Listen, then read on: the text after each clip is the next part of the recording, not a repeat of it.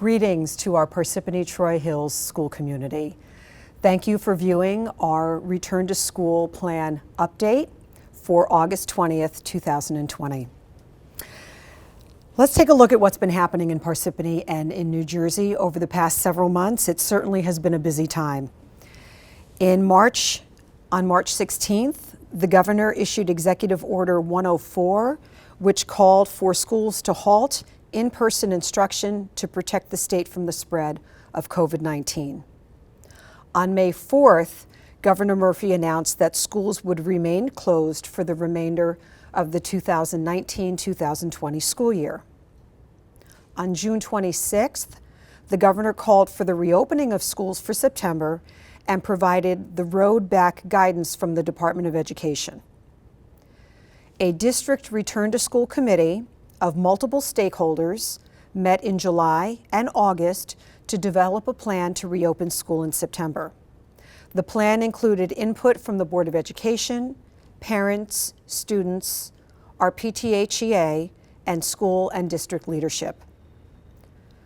Our fall sports has successfully been through phase 1 with no contact conditioning drills taking place and students and staff members doing exactly as they need to be doing. On August 13th, Governor Murphy signed Executive Order 175, requiring school districts to open for in-person instruction and outlining specific remediation protocols for those districts unable to meet the requirements in the road back. With all requirements met for the road back in Parsippany Troy Hills, the district now is addressing the remaining concerns of the school community. A reminder that the 10 critical areas of operation that were mandated in the road back and provided by the Department of Education include general health and safety guidelines, classrooms, testing and therapy room protocols, transportation, student flow, entry, exit, and common areas, screening, personal protective equipment, and response to students and staff presenting symptoms, contact tracing, facilities cleaning practices, meals, recess and physical education, and extracurricular activities and the use of facilities outside of school hours. To repeat, our district meets these standards, and this is documented in our Return to School Plan, which is posted on our district website. There are 3 additional areas of concern beyond the critical areas of operation that have been noted. We've had some staff and community members raise concerns about lunch in schools, citing concerns about students having their masks off, eating lunch, and the potential for gathering.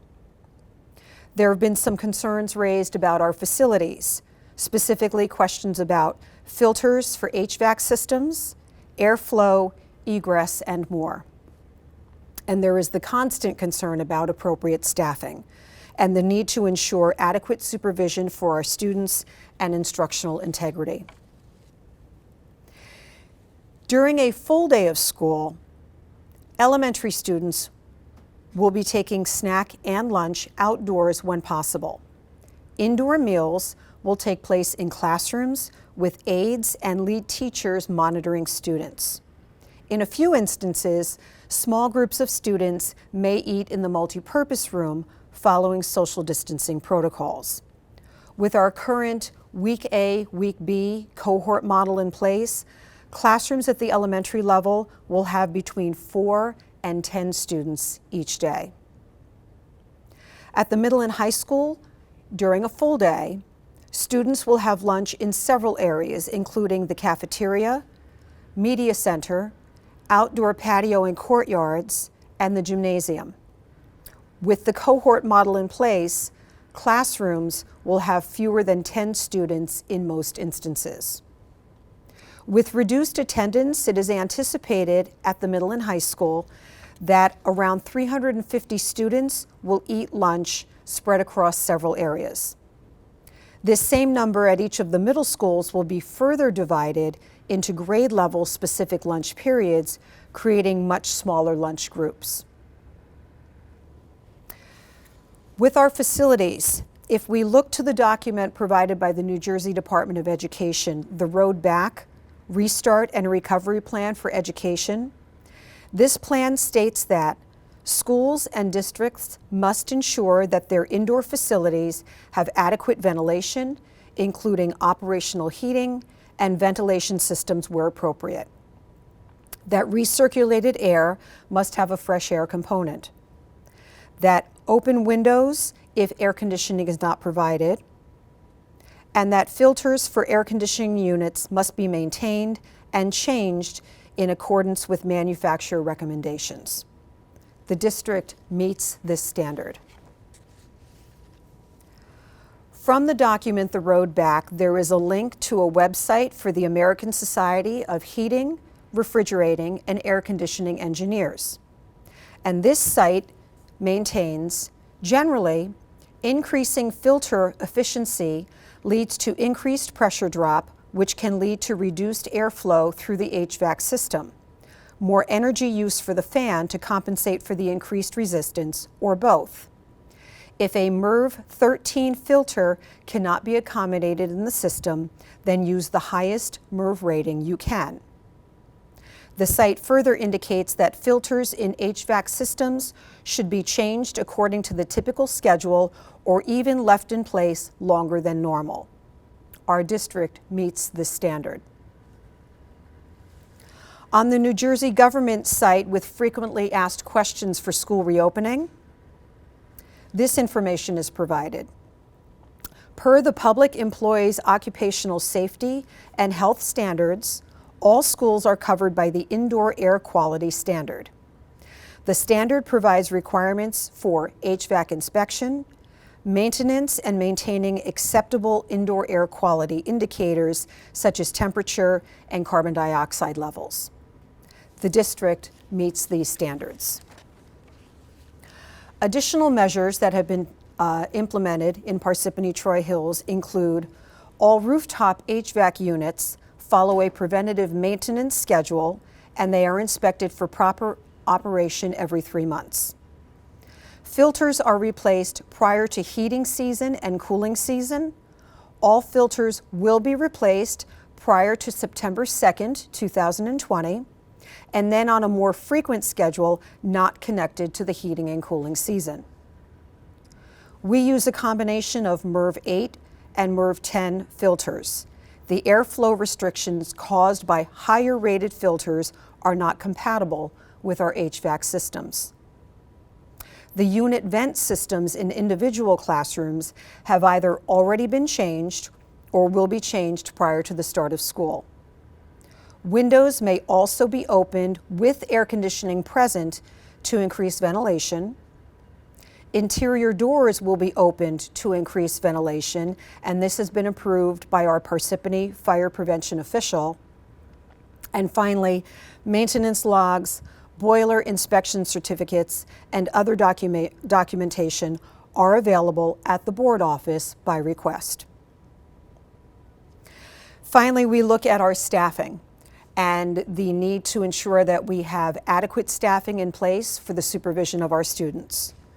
To date, 69 staff members have applied for 504 accommodations, and 33 staff members have applied for FMLA, Families First Leave, or other leaves. At this time, we can adequately provide for instruction and supervision for our students. If we look at regional health data for the Parsippany, Morris County area, I'm referring you to a website which is created by our New Jersey Department of Health, and they place Parsippany and Morris County into what is considered the Northwest region, which is Morris County, Sussex, and Warren County. And what I provide for you here is the data from most recently, which indicates that the Northwest section of the state has low activity with regard to infection rates. And so as we look to the 2020-21 school year, our district is in compliance with all of the road back requirements set forth by the Department of Education. Our district stands out as a model of exemplary planning and organized thinking, and we value a leadership approach that is informed, measured, and empathetic. As of August 19th, 3,778 students, which is approximately 55% of our population, requested in-person instruction, and 3,109 students requested fully remote instruction. We know that our students' academic, social, and emotional needs cannot be optimally met through remote learning alone.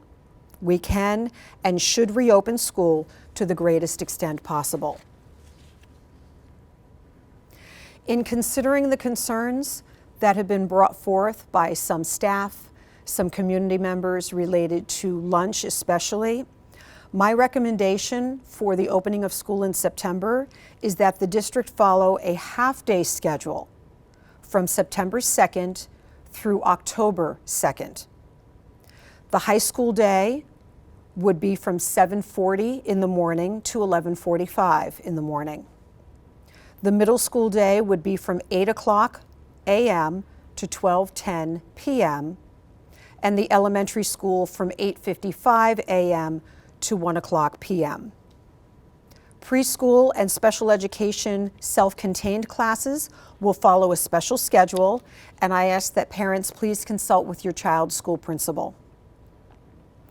A half-day schedule eliminates student lunch and the concerns related to students eating indoors. It will allow our teachers time to engage with remote learners and to prepare instruction in the afternoon. And an early dismissal at the beginning of the school year will provide our students and staff with important adjustment time as we return to school and learn new rules and behaviors that keep everyone safe. I understand that families may be upset with me and that a full day is certainly much easier to know when your children are out of the building and well cared for and loved throughout the day. I think there's a time in leadership to be unbending and that there's a time to be flexible. And these are challenging times. We're looking to make sure that our students and our staff and our families are comfortable with a return to school, and I think that that calls for flexible and caring leadership. If we look at the elementary, middle, and high school day as far as instruction, for students who are in-person, face-to-face instruction, a half-day schedule would provide for an hour of literacy, an hour of mathematics, 45 minutes of science and social studies on alternating days, and social and emotional lessons. In the afternoon, for remote instruction, our remote students will engage with the morning half of the day, and then all students will be able to receive additional small group and independent practice in the afternoon and related arts lessons in art, music, media center, and phys ed. At the middle school, students' in-person instruction will follow the half-day schedule. Students at home on remote learning will log in and/or receive live streaming through that same half-day schedule. When there is a physical education class, students will not change for gym, and hallway passing times will be extended to ensure social distancing. For our remote learners, our remote students will engage with teachers during the half-day schedule, and then all students will receive additional small group and independent practice in the afternoon, online lessons for cycle and elective subjects, and a menu of physical education choice activities. At the high school level, students in-person instruction will follow a half-day schedule. There will not be changing for gym classes, and hallway passing times will be extended to ensure social distancing. For our remote students will engage with teachers during the half-day schedule in the morning, and all students in the afternoon will be able to have small group and independent practice and a menu of activities for physical education. Virtual Fridays may include live streaming, small group instruction, breakout room collaboration, independent learning assignments, virtual teacher office hours, a preview of the next week's lessons, pre-recorded lessons, particularly in areas of related arts at the elementary level, and times to connect with the school counselor. What I've provided for you here is a look at the September calendar. September 2nd, Wednesday, is our first day of school. Only the Cohort A students will attend in person, and that will be a half day. All remote students, whether they are Cohort B or fully remote students, will also begin school on September 2nd through logging in to see the teacher in the classroom. On Thursday, September 3rd, Cohort B will have their live first day of school present in the building. Cohort A students will be home, logging in remotely, and the fully remote students will also log in for that Thursday. And Friday would be our first virtual Friday. The following week, Monday, September 7th, is Labor Day and school is closed. We will run our 4-day week for Tuesday through Friday, and there will not be a virtual Friday that week. I want to note that as Cohort A is attending on a half-day schedule, that all students, whether they are the alternate cohort or a fully remote student, all students are logging in and attending school during those days. Also, please note that elementary special education self-contained classes are following an AM-PM split schedule and attending every day when in-person learning is provided. Cohort B begins their attendance for Monday, September 14th, and we have a virtual Friday that week. Monday, September 21st, brings us back to Cohort A with a virtual Friday that week. And then for the last week of September, September 28th is a holiday, and we will run a 4-day cohort for Tuesday through Friday with no virtual Friday that week. At this point in time, parents may still select fully remote or in-person instruction and request changes of their school principals. I do ask respectfully that parents not wait until the last minute, because the principals are very organized people and want to have rosters that are prepared and accurate to share with their teachers. The Week A, Week B model with Virtual Friday will continue with the half-day schedule as I've described. Students choosing the fully remote option will be engaged every day, each week, and are not subject to only the half-day schedule. The half-day is when they can log in to see the teacher live. The afternoon provides additional remote learning time. We will monitor health data and consider whether a move to full-day instruction might occur for October. Athletics and extracurricular activities will continue to take place, and elementary skip will be offered with afternoon care continuing until 5:00 p.m. Our school principals will be in communication with families next week with more details. And as always, families, I will continue to use my Friday letters for both staff and for parents to keep you updated. This is a time where information is coming at us very, very quickly, and we are working to make sure that you are as informed as we are so that you can make decisions regarding your families. Thank you.